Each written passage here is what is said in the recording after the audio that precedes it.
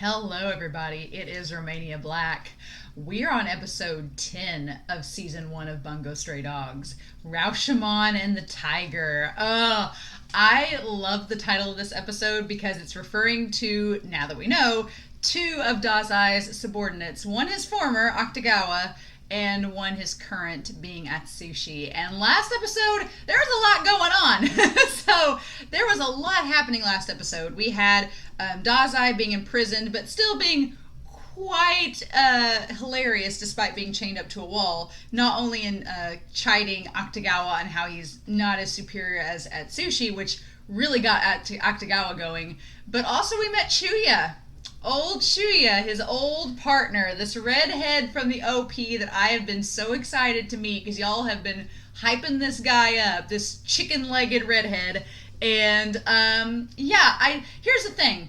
I'm going to talk a little bit about Upon the Tainted Sorrow, but not too much because honestly, the Bungo Stray Dogs wiki, what I do is I go there and I look to the where it's derived from, and sometimes they give a lot of, they're like, oh, go to this poem and read this, and I'm like, cool, and I'll go do that. But Chuya is very, very subtle, doesn't give a lot of info, and I don't want to be spoiled yet because we don't really know what his ability does. It like destroyed the wall that Dazai was attached to, but I'm like, it didn't hurt Dazai, which is weird because if you think if it destroyed the rock, it probably would have hurt Dazai in the process. So it's not that, it's something else.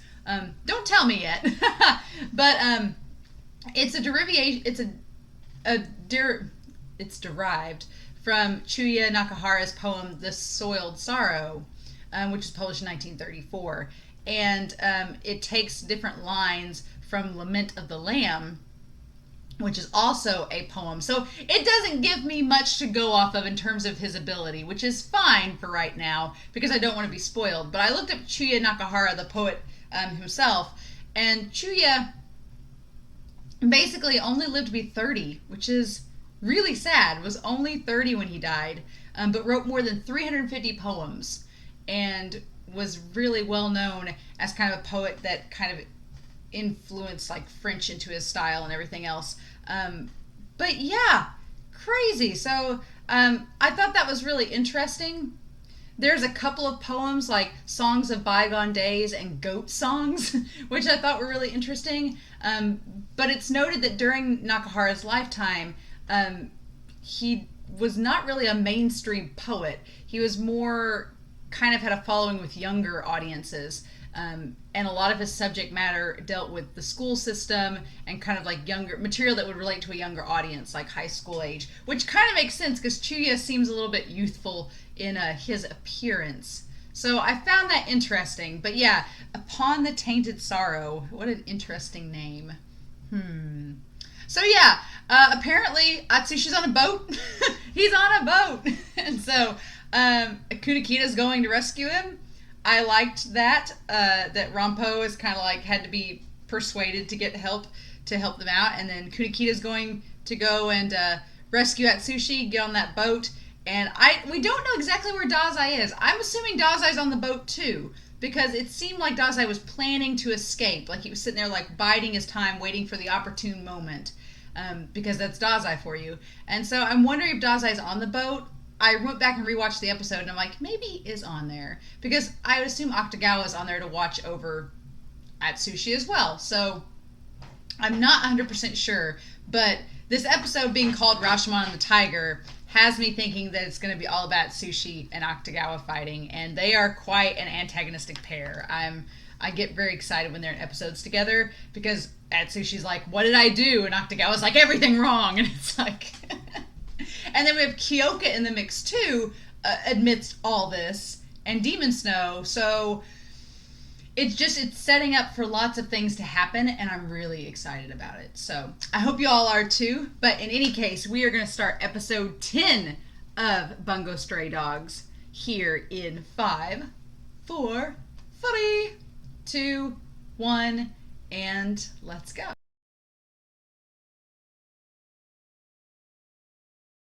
Yes, please. Yes, please.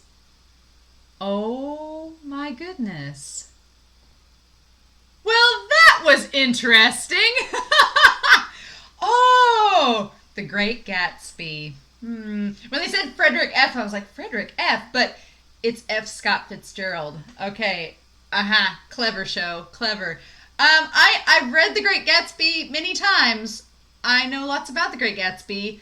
It's a good book, but it makes sense that he's rich and has the yacht. What powers you could have out of that, though, is interesting. I'm very curious how they're going to translate The Great Gatsby into a power, into an ability. But yeah, that's exciting. And it looks like in the preview we get Kenji finally get Kenji's ability, and also our mysterious OP person, figuring out what all's up with that. But oh my gosh, you guys, this episode was really interesting. As far as shonens go, it was your typical shonen battle between Akutagawa and Atsushi, although Akutagawa is a lot more interesting in this episode than I've given him credit for previously. Okay, first of all, Atsushi is OP as hell. Like, dude's regeneration power, Yasano is not going to have to do much dirty work to heal him up, because he's, like, been skewered and just all over the place with that power. So, there's that. But I'm much more interested in Akutagawa after this, because in the OP, and especially in the ED now, after this episode, the ED makes a lot more sense. We've had Dazai and his hands on both Atsushi and Akutagawa, and in this episode, we learn that seeing Port Mafia Dazai is a bit scary. A bit. There was no happy, fun games. And I want to note that the flashback with Akutagawa and Dazai takes place in a warehouse. And that brings me back instantly to episode 1 with Dazai and Atsushi. And how different the atmosphere is for both of those scenes. The complete contrast of how Dazai is with both of them is amazing. Because, I mean, Akutagawa gets riled up because Dazai's like, oh, my new subordinate's a lot better than you. Like, oh, I've tossed you out and gotten someone better. And Akutagawa can't see it. He's like, how is this guy better? He just turns into a tiger. I don't get it. And then by the end of their fight, I think he starts to realize, oh, he has a lot of potential. And he does have a really good ability that is probably better than Akutagawa's. But Akutagawa's character instantly got a lot more intriguing to me. We first get the idea... So there's a lot of parallels here to Atsushi and Akutagawa. From Akutagawa's monologue to Kyoka and explaining like where he's from, it looks like he's from the slums of the city. And the idea that Dazai called him a stray dog. It's like, ooh, we're going to the title of the show, Bungo, Stray Dogs. But the idea that he came from nothing and came from being an outcast, like dying in the streets, and to being where he is now is kind of a testament to how he's rose up through the ranks. And I think that parallel to Atsushi is really interesting. And it also kind of makes it cool because Akutagawa has his ability is that coat. It's Rashomon is the coat. And that kind of ties back to the story that he's based off of someone stealing the kimono, of stealing the clothes. And so it's kind of like an Emperor's New Clothes thing where he puts on the clothing and it gives him power. So it's like that status has given him power and presence. It's interesting. But comparing the two warehouse scenes in the flashbacks, in the flashback with Akutagawa, Dazai is kind of like cold and heartless, and he has something over his eye like he's been injured. He's got it over his eye like he's been injured, and his clothing is a little bit different, but he is not the happy-go-lucky, fun, spriteful Dazai that we're used to. He was very cold and calculating and like, you're gonna die if you don't get better, so your power's stupid, you need to figure out a way to get stronger, and was just really cold and merciless. And to parallel when Dazai is having the conversation with Atsushi, because it looks like in both scenarios, Akutagawa's freaking out because he's not strong enough and he's fighting Dazai and is afraid of Dazai's ability, and Atsushi's freaking out about the tiger. And in both scenarios, Dazai acts similarly but different. Like in the one with Akutagawa, Dazai is calm, cold, and blunt. And there's kind of almost a malice undertone to his voice, like you're gonna die if you don't just get stronger. But with Atsushi, it's cold and blunt. And going back and rewatching that first episode, he's very blunt and cold and calm. but there's no malice. There's almost like kind of a a warmth underneath it, like a soothing, like it's gonna be okay, sort of. So it's kind of different. And the way that Dazai's interacted around Atsushi, being all cheerful and jokey and fun, seems to be a direct contrast to how he was with Akutagawa. So I'm curious to note, because Dazai was not just cold and cruel to everyone in the Port Mafia, because to Chuya, it seems like his relationship is exactly the same as it is with everybody else. He's joking and he's like, Chuya, and like being, jokey like he normally is, and Chuya seems used to it. So clearly Dazai was not totally unlike he is now, but with Akutagawa he was different. So I'm curious to know why. Why was he like that with Akutagawa? Because it's definitely impacted Akutagawa a lot. And so I wonder if Akutagawa looked up to Dazai and thought of him as a mentor figure despite everything. And then when he left, he was like, why? And then in that whole battle, he was like, why him? Why Atsushi? Why'd you leave me to go be with this guy in the agency? Like, what was the point? And I feel like that's going to be a conflict for Akutagawa to kind of deal with throughout the rest of this season, moving into season 2. I just get that that's gonna be his conflict to solve. Also, the more that I see Akutagawa and Atsushi fighting, I'm like, Akutagawa, you're kind of a little bit tsundere, just a little bit, just a wee bit. Like you're just, you're really fixated on Atsushi, and Atsushi's like, I'm just trying to live my best life here and protect Kyoka, and Kyoka's kind of in the same situation as Akutagawa, and it's almost like Akutagawa was trying to like do the same thing to Kyoka as Dazai did to him. He was like, you're worthless if you're not strong, and you're not strong without your power demon snow. So if you don't kill people and get strong and move up the ranks in the Port Mafia, you're going to be worthless and die. So it's almost like he was taking that logic from that flashback with Dazai and trying to apply it to Kyoka. But Atsushi's completely right. You don't get to decide whether someone's life is worthy or not. You don't get to decide that. That's up to them. So lots of things to think about with these two characters, with these three. Chuya, we didn't get his ability explained anymore. Although Chuya and Dazai's relationship is very, very interesting. I feel like it's the buddy cop duo with these, and Chuya saying that he's moved up the ranks. And Dazai basically blackmailing and being like, oh, I figured you'd come to torment me, so, but you can't kill me because otherwise they might kill you, so, like, I'm very curious. Dazai seems a bit afraid of Fitzgerald, so I'm curious what that all is going to be about. And I'm assuming since Dazai was a port executive, he knows all the higher-ups. And I'm assuming the guy with the little girl in the red dress is a higher-up too, one of the 5 leaders. So I'm hoping by the end of this season we get to see the 5 leaders. I'm assuming Fitzgerald's one, this mysterious guy with the girl is one, or maybe the girl's one. I don't know. And we'll get to see the others. But yeah, Chuya is interesting. I'm excited to see how Dazai and Chuya, I hope they interact more as the seasons go on, because I can already, this chemistry between them is interesting.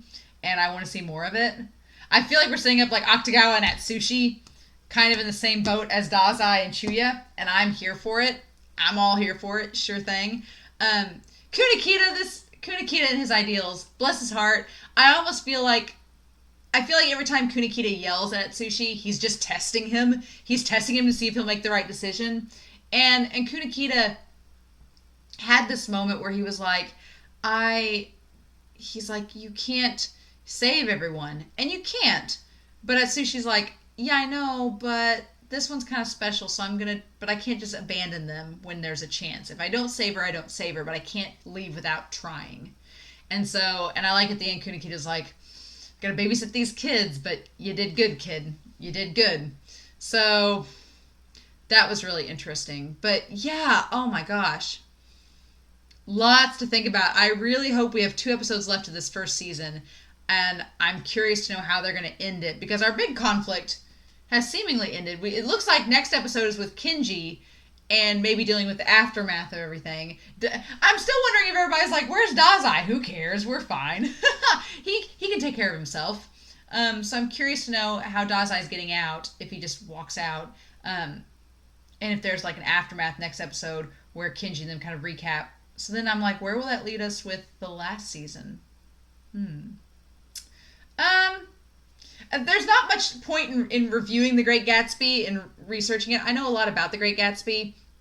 It's mainly about it's about a character, this man that comes from nothing, that gains a lot of wealth, and he's in love with this woman Daisy, and he basically, tries to. And Daisy, I will be honest, Daisy in The Great Gatsby is one of my least favorite literary characters of all time. I cannot stand her. She manipulates people. She's spoiled. She's selfish. She does the most dumb things in that book, and I can't stand her. I'm like, girl, this guy is at your feet begging you, trying to show you all this unrequited love, and you're just like, I just don't know. I can't stand Daisy. She's like, but anyway, the point of the story is that he tries to give her all these things, and she just doesn't reciprocate any of it. And it's sort of that, money can't buy love, money can't buy happiness, and that sort of theme of he kind of just digs himself into a hole, and through this various series of events, ends up corrupting himself because of all these different variables that happen in the story. So there's a lot going on. I'm still curious how that translates into an ability, other than does he turn people into gold? I don't know. But I'm very curious how that's going to play out. So, But anyway, I really liked this episode. I was in the moment. Maybe this reaction might not have been very engaging because I was like, what is happening? But I'm excited for the next 2 episodes for season 1. That's really exciting. These last 3 episodes have been really good. And so I feel like we're getting... Some of you have said episode 8 was a turning point. I'm glad because it's turning into something really good. So I'm excited to see where it goes to from here. But in any case, I hope you all enjoyed this reaction. I am curious to know your thoughts down below. Please no spoilers, but I hope to hear what you guys think. In the meantime, I hope you all stay safe, take care, and I'll be back next week with episode 11 of Bungo Stray Dogs. Bye.